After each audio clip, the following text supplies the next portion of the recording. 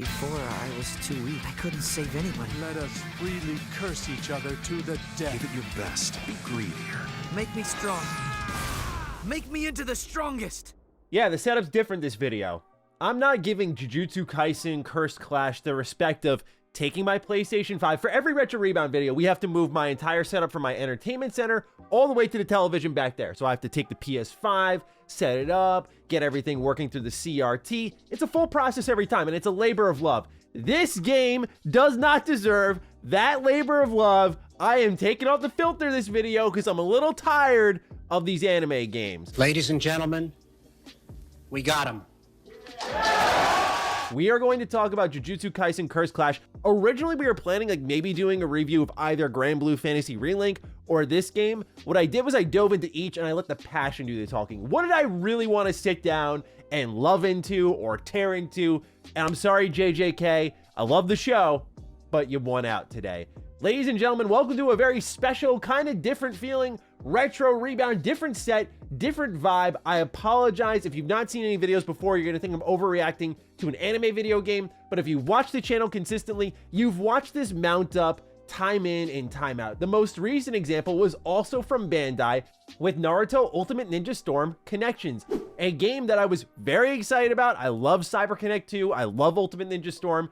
And that was a colossal disappointment for the lack of effort packed into creating this almost Naruto anthology, censoring the blood, really just questionable decisions all over the board, poor voice acting, which is rare for the Naruto cast, just so many question marks surrounding that product. And I'll be honest, going into JJK Cursed Clash, you probably heard me say it in passing in videos before, I was not feeling really optimistic about that game. And I always said to Bandai, I think it was in our One Piece World Seeker video, who hurt you? What did we do to you to deserve this? So yes, while JJK Cursed Clash has been on the market for a while, this video probably won't do as well as it would if it came out earlier. I put the time in. I'm very upset. I need to get my emotions out there. Thank you so much for tuning in. I apologize for a different set here, but ladies and gentlemen, welcome back to Retro Rebound. In today's video, we're talking about JJK Cursed Clash. If you're new here and you're into nostalgic, retrospective, or the occasional review content, you're in the right place. Consider subscribing. Okay, so what has you so irked, Maddie, that it has demanded such a drastic shift in approach, such a drastic shift in tone, in atmosphere to the Retro Rebound vibe? Well, it's upon firing it up, right away, I can feel that this game is shallow. Right? Because I think the cardinal sin that any anime video game can commit in the modern age of gaming, might I add, is reusing the anime screenshots, opening, and clips as parts of the game's production. Right then and there, it feels like you are cutting corners because you did not produce something for the game. You chose to use something we've probably already seen, because I feel like if you're into JJK Cursed Clash, it's only because you've heard of the show or read the manga.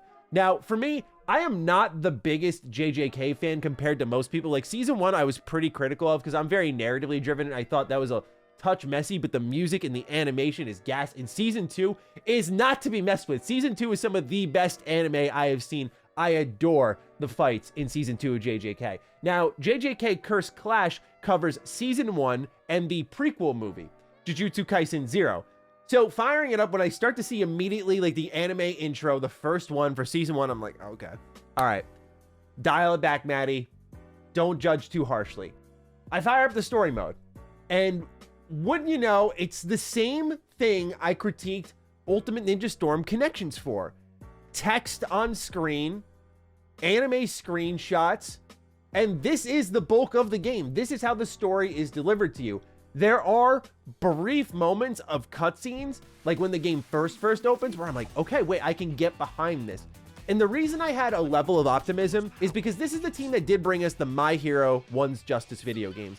I'm not a big fan of the One's Justice sequel, but One Justice, the first game, had a style and a presentation to it that I enjoyed. It was a simple 3D arena fighter, but it worked. And it felt okay enough where I was like, okay, I'm behind it. Like, there was this one kind of comic booky mission mode where you'd have these very unique challenges, and the art style, and again, the presentation, the UI, like it worked really well to feel like this was a superhero universe, and it wasn't just reusing the manga and reusing what you saw in the show. I'm very tired, if you couldn't tell, of these anime games that are downright lazy. That's a word I never use if you watch any of my content across any of my platforms. I very scarcely use the word lazy because making games as someone who's making one is really difficult, but there is no denying that you can smell in these anime games when corners are cut. And I know there are many people out there who I've done a little bit of research. I wanted to see what the community reception is. Many people are disappointed, but some people are like, this game's overhated. The reality is JJK is just another game in a long line of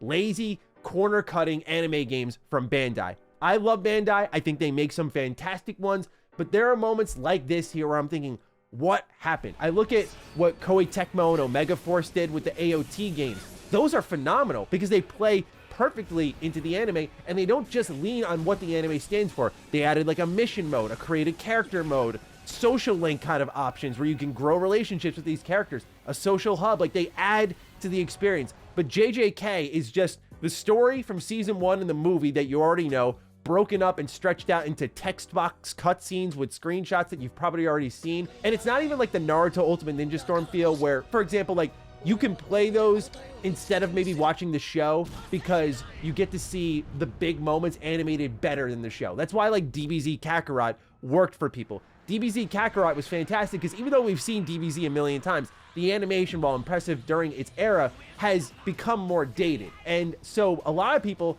aren't as wowed by the action in that show. So DBZ Kakarot manages to take moments like Majin Vegeta sacrificing himself and making that a big pinnacle moment with the production value we dreamt of back in the late 90s and early 2000s, right? So Bandai is capable of taking these original source materials and evolving them. And JJK was a tough task because the animation quality in that show is fantastic. But when you look at what this game brings to the table, it's just not well thought out. Like, there is one point where when I was wrapping up my first session with the game, I'm fighting as Megami, and there's text boxes popping up in the middle of the screen with giant portraits, and it's completely blocking out the action.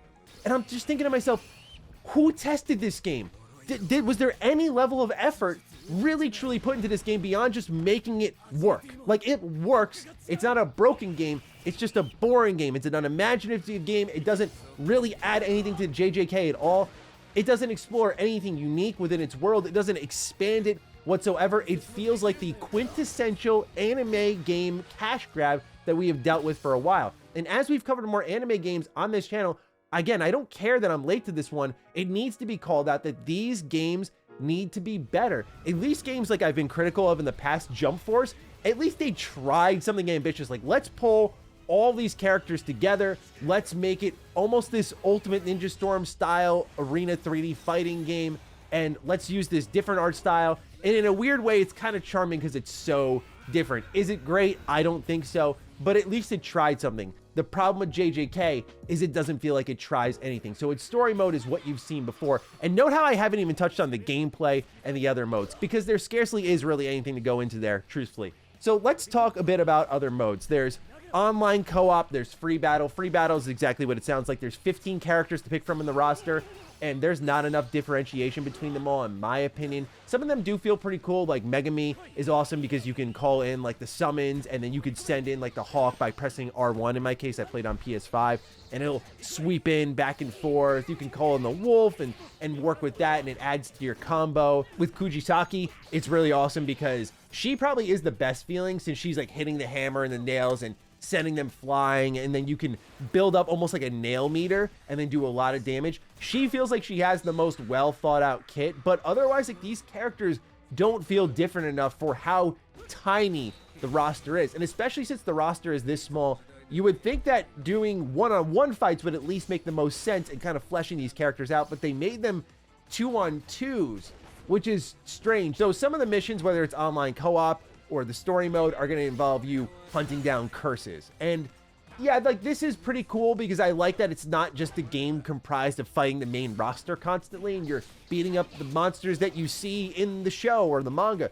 That's cool to me. Like, all right, great. Like, we're not just limited to the roster, so these missions can expand, but like the little objectives attached to them, which are, you know, land a curse combo, or don't touch an input for 5 seconds. I'm like, what are these sub challenges within the mission? Sometimes you don't even have to beat enemies to complete the missions, like especially in online co-op. It's weird, like the enemies won't die, you'll just hit a couple of inputs and randomly the round will end.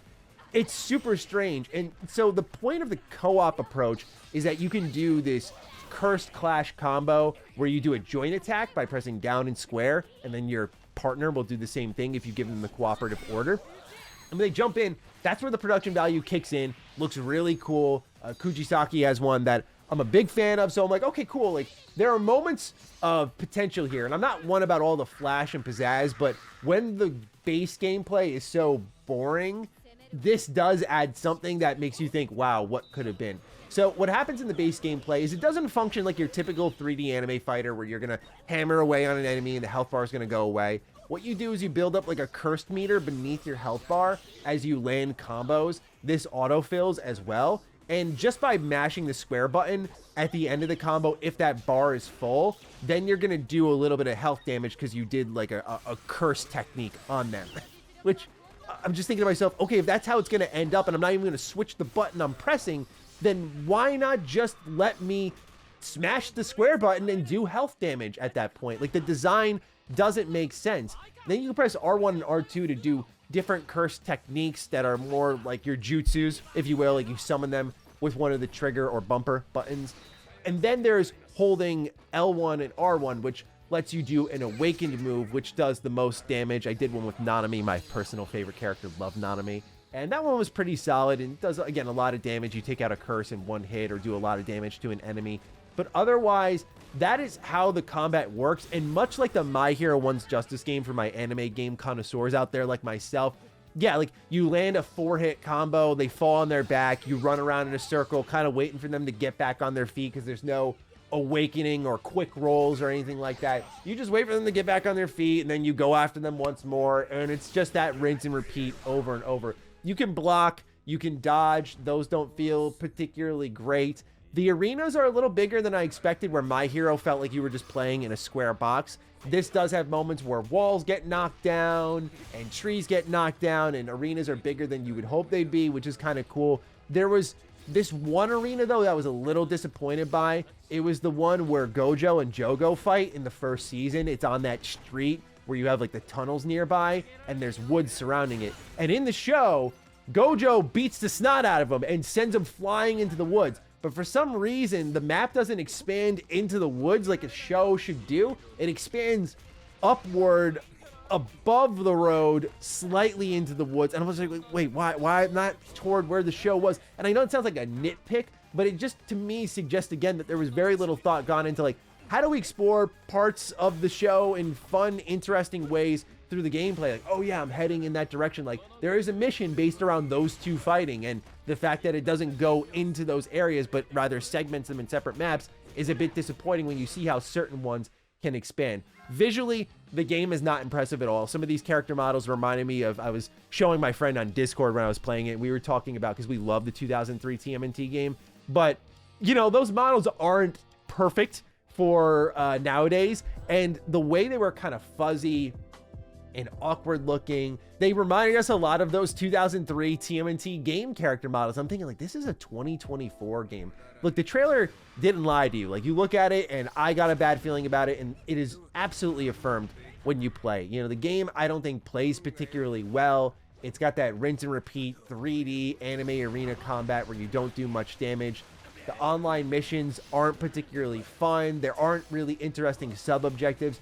Running through the story again isn't enjoyable because there's been no production value pumped into it. There are side missions you can do in there, which I guess are kind of cool that they exist, where they do explore beyond the bounds of the main story. There are also bonds that you can form with these characters. So as you're completing missions in the story mode, your relationship chart will update, and there are going to be certain missions you have to complete to maximize your relationship with these characters, some requiring those submissions. Upon completing these missions and hitting milestones in the game and upgrading your relationships, you're going to get items. You can go ahead and equip them on characters. There are new outfits that are just palette swaps. There's some ridiculous looking ones that are just like Itadori wearing like rookie glasses. There's nothing really crazy here in the terms of cosmetics that make it fun and exciting to mess around with. Not enough variation here, in my personal opinion. You unlock different poses that reminded me a lot of AEW Fight Forever, where they're just frozen, awkward looking animations in the character select screen. So yeah, I hate to just turn on the camera and beat the snot out of JJK Curse Clash, but I feel it needs to be done. I didn't like the game at all. I was really disappointed in it, even though my expectations were low. And I feel Bandai needs to do better. I feel like this cannot be the standard for anime games. I'm not saying you got to pump them full of big AAA budgets, but it's completely unacceptable that this is what we get, right? Like, JJK isn't a small show, right? I think it definitely, if any show deserved just the Ultimate Ninja Storm clone, it would be JJK. And I say this, like, Demon Slayer got that, but I always argue Demon Slayer would be a great, like, turn-based RPG, kind of like what we got with One Piece Odyssey. Like, that probably didn't need to get the necessarily big Ultimate Ninja Storm clone. JJK, though, where its main defining factor in the show format, at least, is the fights, right? It is the animation. The fact that the game goes against all of that. Like, when it was first announced, I went, oh, easy Ultimate Ninja Storm clone. And when you saw it was a 2v2 fighter, arena fighter, My Hero devs, it immediately painted a pretty grim picture of what this game would be. And I just gotta say, it stings, because I feel like these games could be better if they just explored new ideas. Like, even One Piece World Seeker, where I'm not a fan of that game at all, because I think, again, the combat's super janky. At least it tries something new to be a kind of Ubisoft style open world anime game. But here with JJK, it's just like, okay, here's the story you know and love with the same screenshots and videos you know and love. Here's some text, sometimes blocking the combat that's happening on screen. Here's some messy combat at that. Here's very few modes on top of that. Here's a free battle mode, a weird shop. Enjoy. And yeah, like, this to me is a big pass. Like, even if you were a die-hard JJK fan, when you look at the price tag, if you could get this for 10, 15 bucks, go for it. Add it to the shelf, guilty pleasure maybe, but full price? No. So, ladies and gentlemen, those are my thoughts on JJK Cursed Clash. I'm looking forward to hearing from you in the comments down below. With that, take excellent care of yourselves. I'll see you next time around. Peace.